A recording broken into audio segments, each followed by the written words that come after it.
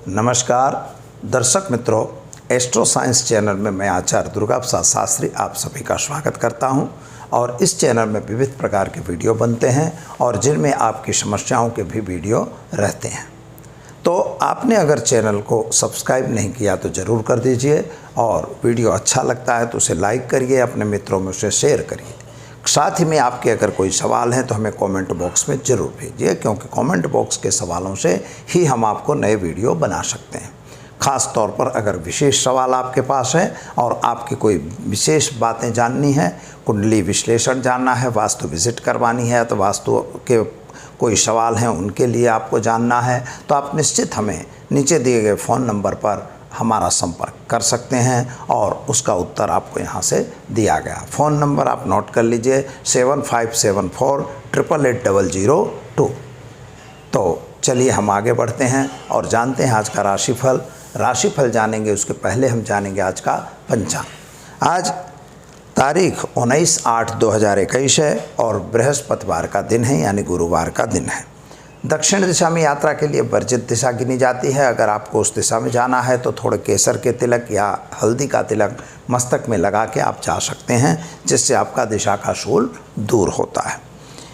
आज जो है दामोदर द्वादशी भी है और ख़ास तौर पर श्रावण शुक्ल पक्ष की आज द्वादशी तिथि है और पूर्वाषाढ़ा नक्षत्र आज रहेगा 22:42 तक। इसके बाद उत्तरा फाल्गुनी नक्षत्र की शुरुआत होगी, उत्तराषाढ़ा की शुरुआत होगी। योग प्रीति रहेगी जो 19:17 तक है और इसके बाद आयुष्मान योग की शुरुआत होगी। राशि धन रहेगी, यानी भ ढ फ ध अक्षरों पे नामकरण किया जाएगा। मित्रों, नक्षत्र में ध्यान रखिएगा, आज जो है पूर्वाषाढ़ा नक्षत्र है 22:42 तक। इसके बाद उत्तराषाढ़ा नक्षत्र शुरू होगा और ख़ास तौर पर धनु राशि यानी भ ढ फ ध अक्षरों पे नामकरण किया जाएगा। जो जातक आज जन्म लेंगे उनका, जो जातक आज जन्म ले रहे हैं अथवा जिनका आज जन्मदिन है, उन सभी जातकों को हमारे एस्ट्रो साइंस चैनल के परिवार की तरफ से खूब खूब हार्दिक बधाई और आपका जीवन ऐश्वर्य में रहे, यही भगवान से हमारी प्रार्थना। तो चलिए हम शुरू करते हैं आज का राशिफल। मेष राशि। मेष राशि वाले जातकों की बात करें तो आपके लिए सामान्य रूप से समय तो बढ़िया है, कामकाज भी है, लेकिन जो व्यापारी हैं तो थोड़ा सावधान रहना है। कोई भी कार्य गलत रीत से नहीं करना है और ख़ास तौर पर आज आपके जो मुलाकातें होंगी उनमें आपके विरोधी पक्ष से आपको सावधान रहने की ज़रूरत है। किसी भी बात को करने के लिए अथवा उसको पूरा करने के लिए हमेशा नियम है कि उसका पहले छानबीन आप कर लीजिए। छानबीन किए बिना आपको काम नहीं करना है। अंधा विश्वास करने से बचना होगा, गलत खर्च करने से भी आपको बचना है। संतान के संबंध में जो चिंताएं थी वो चिंताएं पूरी हो गई हैं, उसमें आपको राहत मिल रही है। ख़ास तौर पर व्यापारियों के लिए भी समय बढ़िया है। नौकरी वगैरह में प्रमोशन मिलने के चांस दिखाई दे रहे हैं, यानी कुल मिला के देखा जाए तो समय बढ़िया है। ओम नमः शिवाय मंत्र का जप करिए, दिन का शुरुआत करिए, अच्छा दिन रहेगा। वृषभ राशि वाले जातकों की बात करें तो आपके लिए सामान्य रूप से भाग्य तो आपका साथ दे रहा है। नई नौकरी मिलने के चांस दिखाई देते हैं। शायद व्यापार में भी आप एक्सपांसन कर रहे हैं, वह भी आपके लिए फ़ायदेमंद दिखाई दे रहा है। लेकिन एक बात है कि जल्दबाजी का निर्णय आपका भी नुकसानदेह हो सकता है। आर्थिक तौर से समय चाहिए उतना अच्छा नहीं दिखाई देता है। संतान के लिए उत्तम समय दिखाई दे रहा है। शादी संबंध की भी आपकी बातें होंगी। माता वगैरह के स्वास्थ्य में भी आपको सुधार होगा। क्या करना होगा, तो कोई भी काम करने से पूर्व किसी की सलाह लेना जरूरी है। इतना ज़रूर है कि आप सलाह लिए बिना कोई काम नहीं करेंगे और ओम विष्णवे नमः मंत्र का जप करके दिन की शुरुआत करें। मिथुन राशि वाले जातकों की बात करें तो आपको भी आज समय तो बढ़िया दिख रहा है। शादी संबंध की बातें भी होगी। पुराने प्रेम संबंधों में सफलता मिलती हुई दिखाई देती है। ज़मीन मकान का कुछ प्रश्न आपका रुका हुआ था वह पूरा हो जाएगा। जो लोग मेडिकल लाइन में कोई व्यापार कर रहे हैं या एमआर वगैरह का काम कर रहे हैं या कोई ब्रोकरेज का काम कर रहे हैं, उन लोगों के लिए आज का दिन सुंदर है। आपका कोई कार्य बन जाएगा और जिस कार्य के कारण आप सफल भी होंगे। लेकिन एक बात ध्यान रखिएगा कि पीछे के जो राहु की स्थिति बन रही है, इसके तरह से खर्च का प्रमाण बढ़ता हुआ नज़र आ रहा है, यानी खर्च पे कंट्रोल करके काम करने की ज़रूरत है। क्या करेंगे तो ओम हौम जुम शह मंत्र का प्रयोग करेंगे। आपका दिन शुभ और सुंदर रहेगा। कर्क राशि वाले जातकों की बात करें तो आपके लिए सामान्य रूप से समय तो सुंदर है। जल्दबाजी का निर्णय आपके लिए नुकसानदेह हो सकता है और कहीं यात्रा प्रवास का योग भी बन रहा है। हो सकता है कि विदेश गमन वगैरह के कार्यों में आपको सफलता मिले।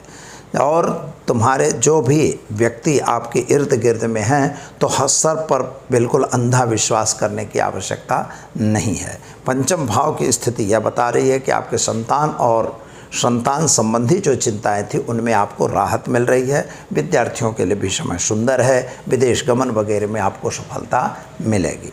क्या करना होगा तो आज आपको ओम नमः शिवाय मंत्र का प्रयोग करके दिन की शुरुआत करेंगे। आपके लिए दिन सुंदर रहेगा।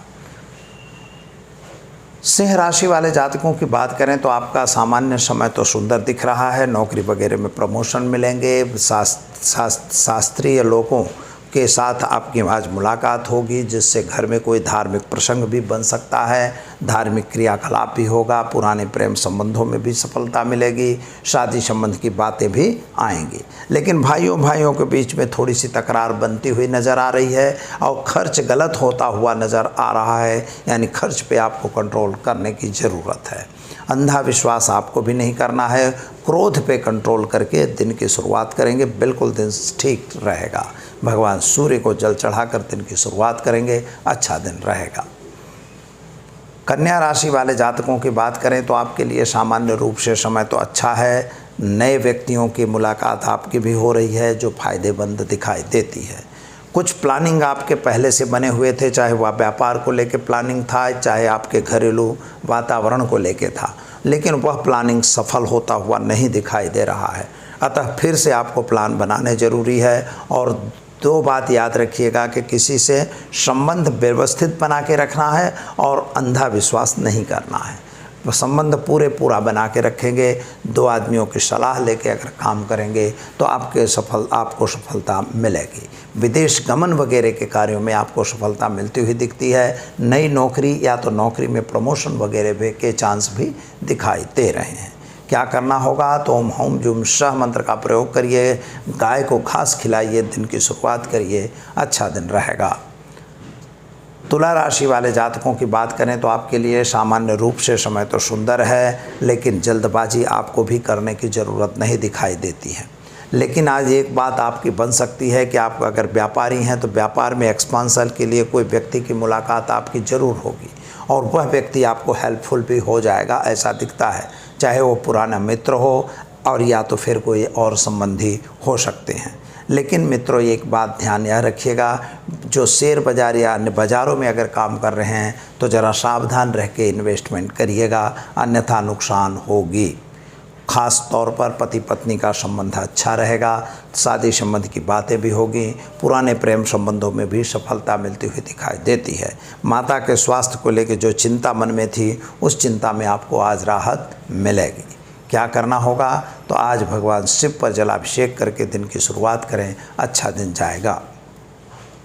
वृश्चिक राशि वाले जातकों की बात करें तो आपके लिए सामान्य समय बढ़िया है। कामकाज भी ठीक है। आपको आज एक बात ध्यान रखना है कि अपने मन में जो भी आ रहा है उस क्रियाओं को आपको दोहराने की ज़रूरत नहीं है। पहले उसके किसी से सलाह परामर्श कर लीजिए, इसके बाद उसमें आगे बढ़िए, यह ज़रूरी है।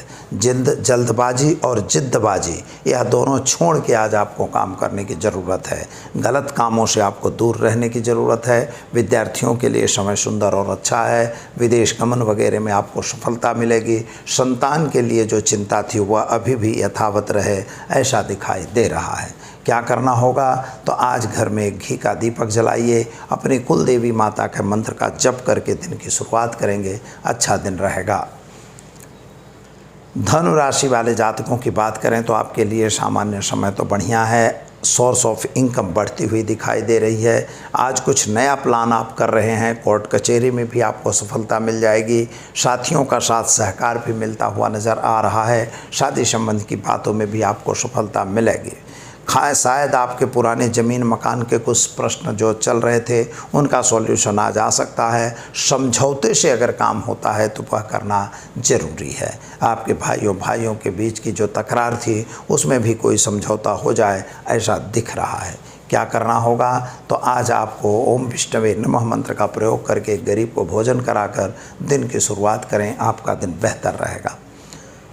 मकर राशि वाले जातकों की बात करें तो आपके लिए सामान्य रूप से समय अच्छा है। ज़मीन मकान वगैरह के प्रश्नों का सॉल्यूशन तो आ चुका है, लेकिन आर्थिक तौर से यह समय बहुत अच्छा नहीं दिखाई देता है।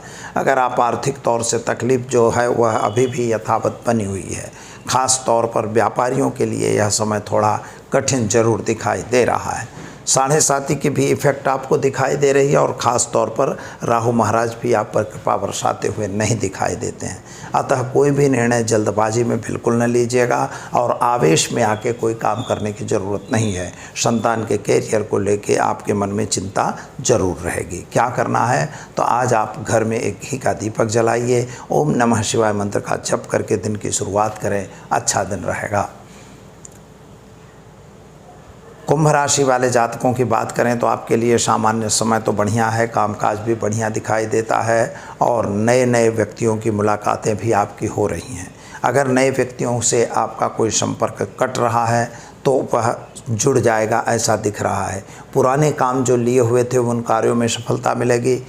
जो सरकारी काम थे उनमें भी आपको सफलता मिलेगी। सरकार से कुछ आज लाभान्वित आप होते हुए भी दिखाई दे रहे हैं।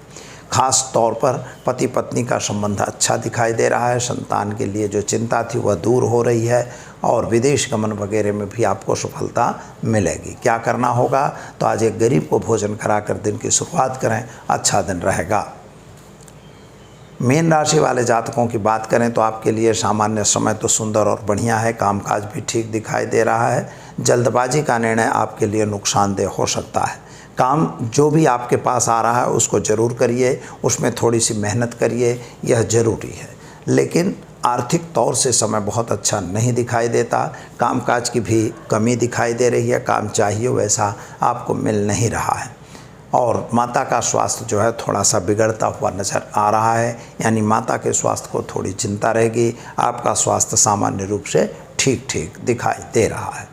संतान के कैरियर को लेके आप भी चिंतित दिखाई देते हैं। क्या करना होगा?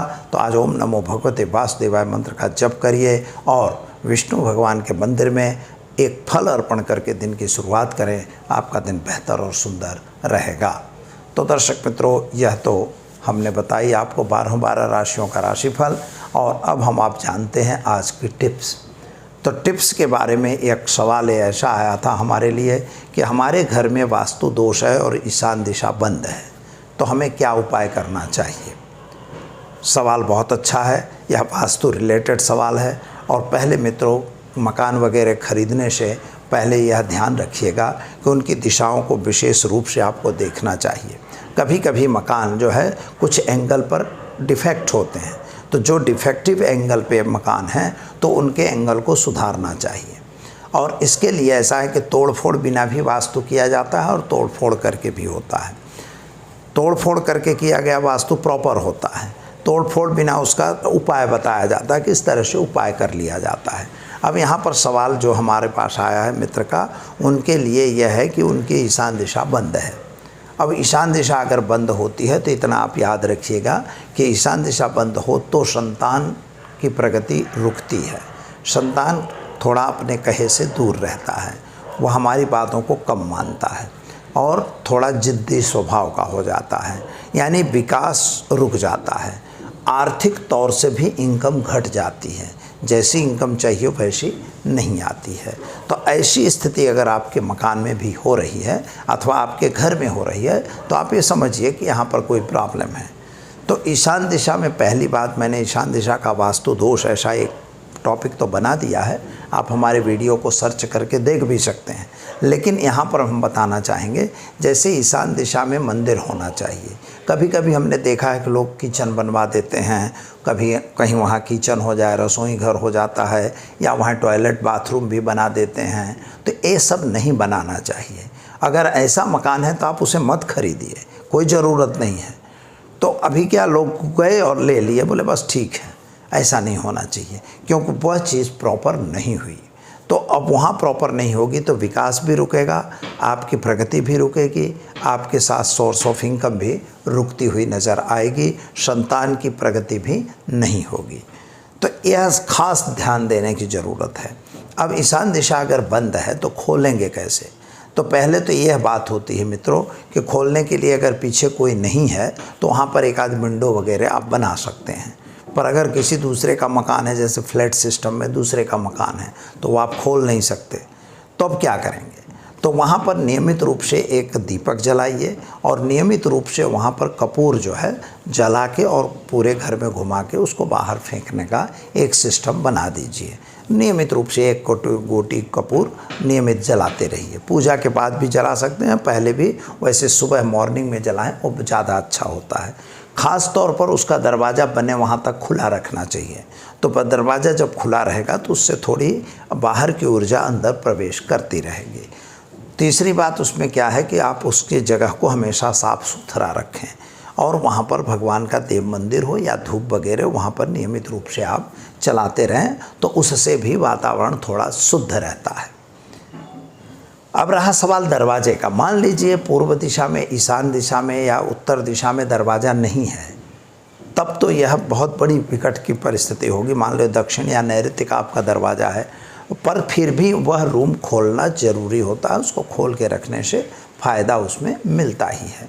तो और इसके अतिरिक्त भी कुछ यंत्र आते हैं जिसमें उनका यंत्र वहाँ पर बना के रखा जाता है। वास्तु दोष निवारण के यंत्र आते हैं, प्रतिष्ठित कर से यहाँ से भी बनाए जाते हैं, आप बाज़ार से भी मिलते हैं, पर उसको प्रतिष्ठा करना ज़रूरी होता है। हम जो देते हैं वो प्रतिष्ठित करके देते हैं। वो प्रतिष्ठित किया हुआ यंत्र वहाँ पर स्थापित किया जाता है।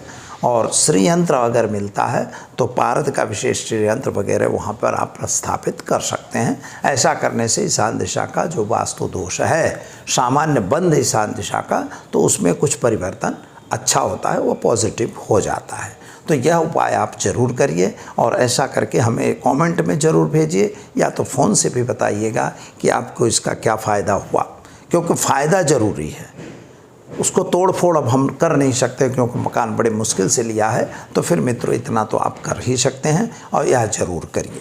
अगर और किसी को कोई भी समस्या है तो हमारे नीचे दिए गए फ़ोन नंबर पर आप हमारा संपर्क करिए और आपकी समस्या का उत्तर वीडियो द्वारा या तो रूबरू भी हम आपको बताएंगे। तो मित्रों वीडियो कैसा लगा इसे हमें कमेंट ज़रूर करिए। अगर अच्छा लगता है तो शेयर ज़रूर करिएगा। दीजिए दुर्गा प्रसाद शास्त्री को इजाज़त। नमस्कार।